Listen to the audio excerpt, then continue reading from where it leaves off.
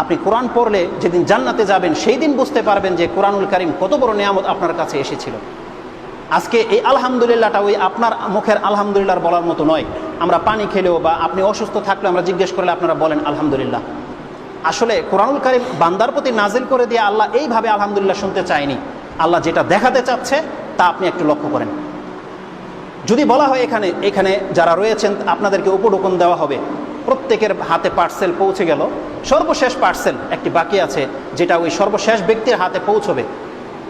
সে দেখলো যে মাত্র একটি পার্সেল বাকি তার হাতে পৌঁছেছে, সে কিভাবে আলহামদুলিল্লাহ বলবে বলেন তো দেখি? যে আলহামদুলিল্লাহ আমি পেয়ে গেলাম, আরও 3 জন বাকি আছে তারা পায়নি। বলেন তো সেই ব্যক্তি কিভাবে, আপনারা যেভাবে পেয়েছেন সেভাবে আলহামদুলিল্লাহ এই ব্যক্তিটা বলবে? না, এই ব্যক্তির আলহামদুলিল্লাহ একটু খাস হবে যে আলহামদুলিল্লাহ আমি পেয়ে গেছি, এরা পায়নি। উপরন্তু এই 3 জন ব্যক্তি যে পায়নি তারা কি আলহামদুলিল্লাহ বলবে? আমরা এমন চরিত্রের মুসলিম, আমাদেরকে শিক্ষা দেওয়া হয়েছে আমরা কত নিয়ামতের মাঝে আছি।